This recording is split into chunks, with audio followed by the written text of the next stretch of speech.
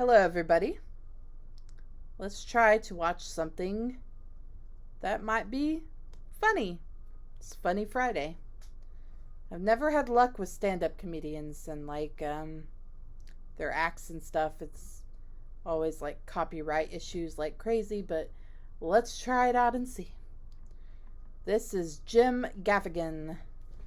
I like Jim Gaffigan. I've watched some of his stand-up stuff. Probably not very much of it. Just a few things here and there.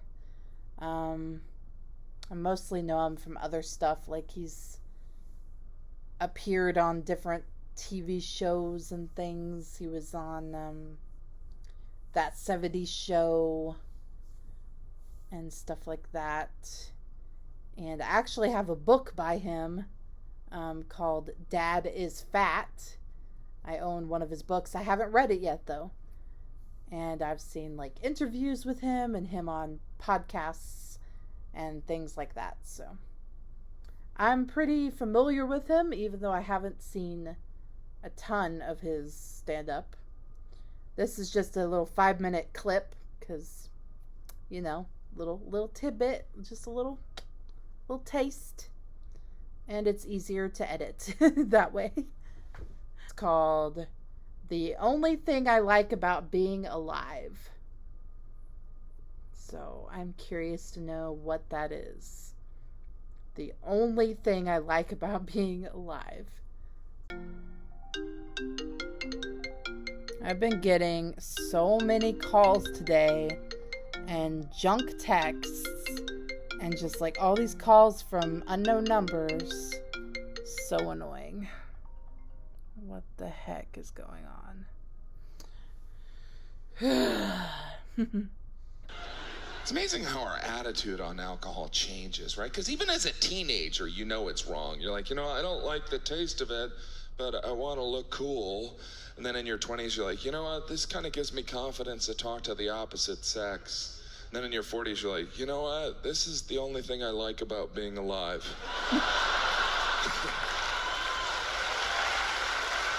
It's only funny because it's true. I'm sure some of you are going to go to some bars, head to a bar, right? Yeah. I never really feel comfortable right when I get in a bar. I'm always kind of like, who are all these strangers? But after a couple of beers, I'm like, these guys are probably my best friends. Because your experience at a bar changes over the course of the night, right? As the night goes on, you see really why we go to bars. We go to bars so we can behave like children. Toddlers, really. You ever go to a bar at 2 a.m.? You might as well be picking up a kid at nursery school. It's the same experience. The behavior's the same in both places. Both places, there's always some strange yelling for no reason at all, Yeah. Both places you go in the bathroom, it's obvious not everyone's potty trained. Both places there's always someone crying, she was my best friend. Yeah. But not anymore. Both places occasionally there's a fight. He was standing where I wanted to stand. So I punched him in the head. Yeah. I need more juice.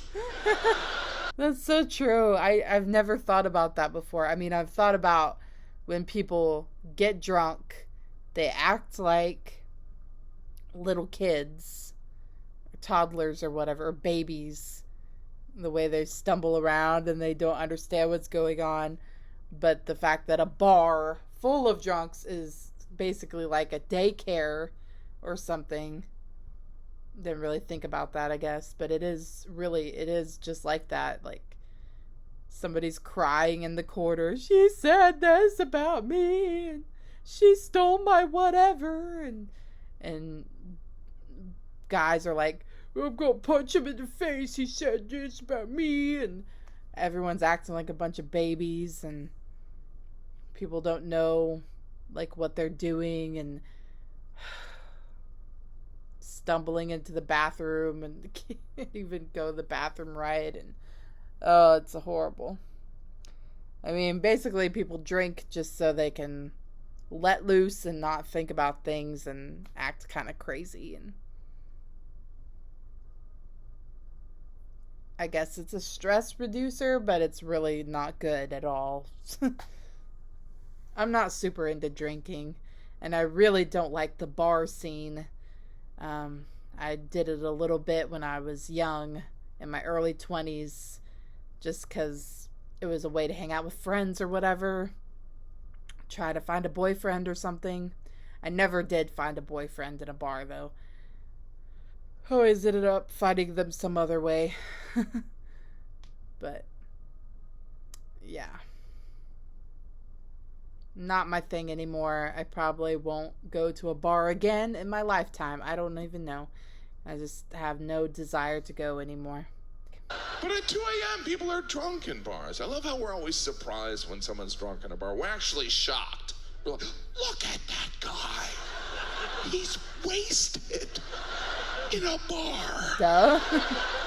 I came here to read a novel.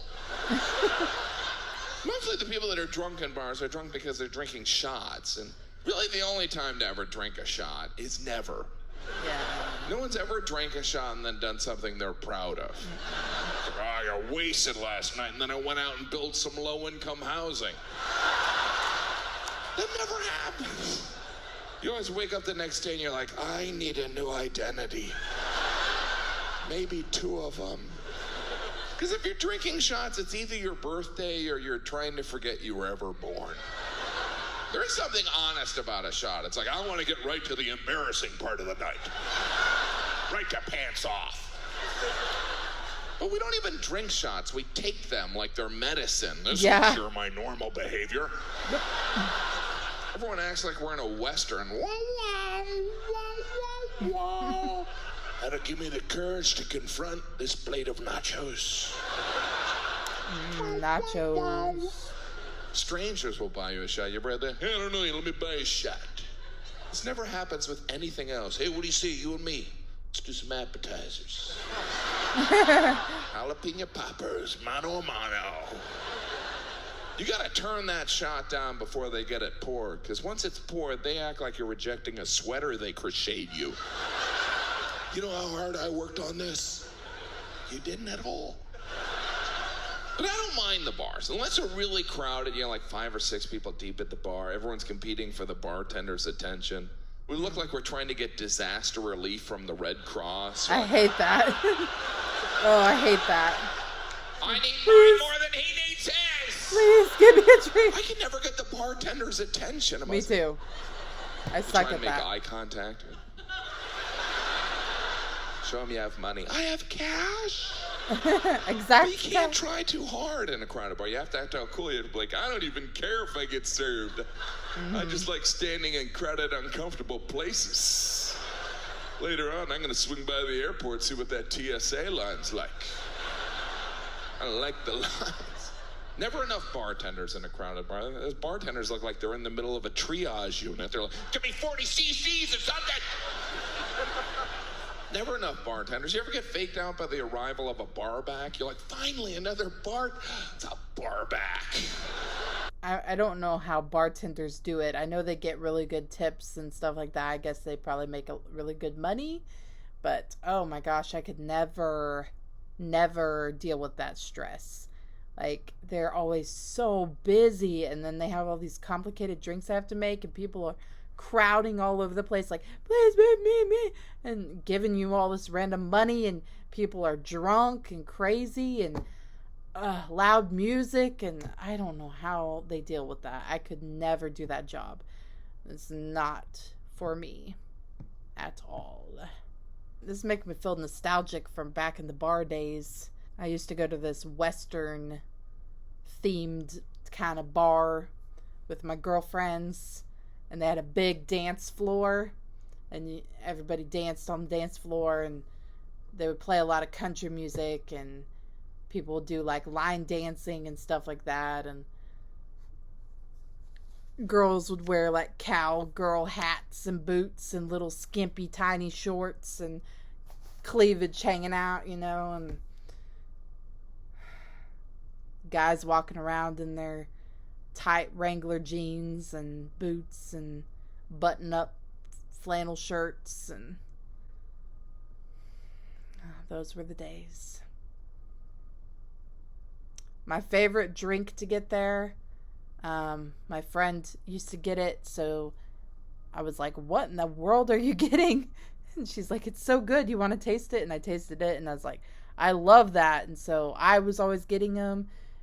I don't even know what was in it. I guess some kind of rum or something.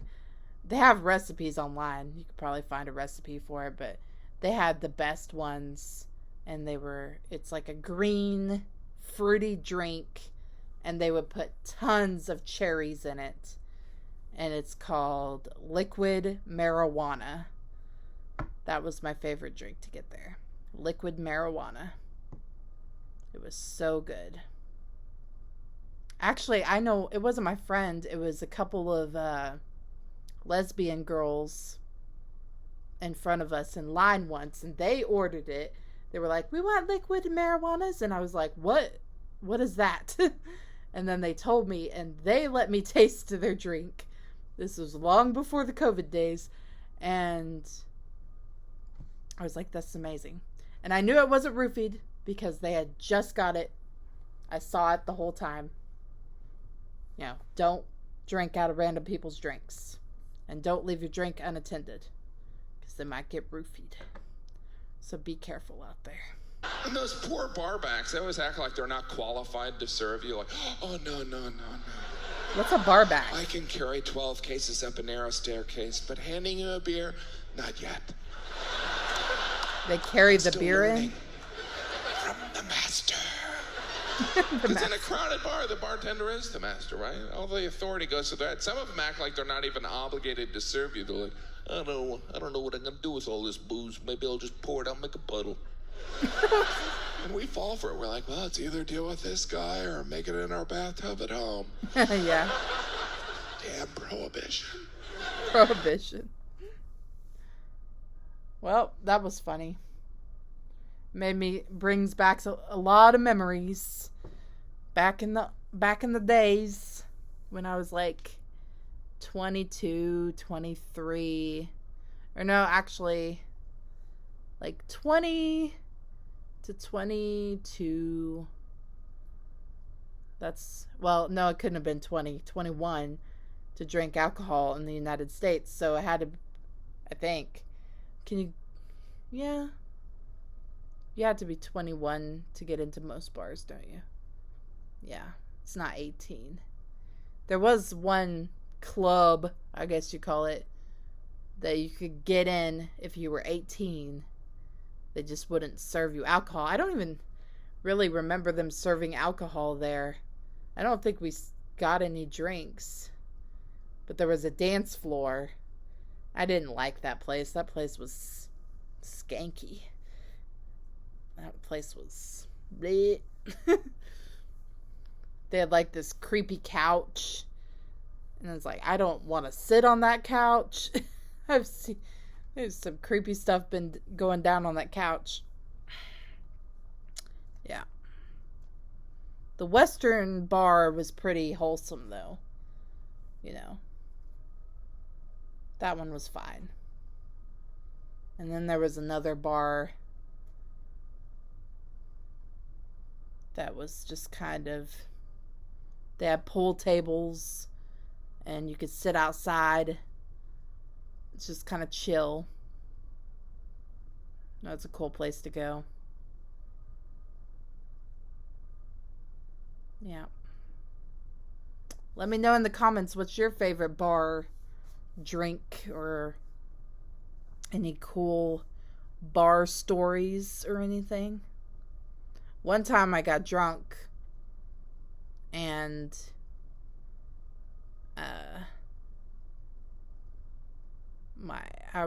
all of a sudden I was like, I want to get my tongue pierced, and I was running down the street trying to like find a place just to randomly pierce my tongue, I guess. No, it wasn't my tongue, it was my nose. I wanted to go get my nose pierced. Little stud on the side. Maybe I saw a piercing place down the street or something. I don't know.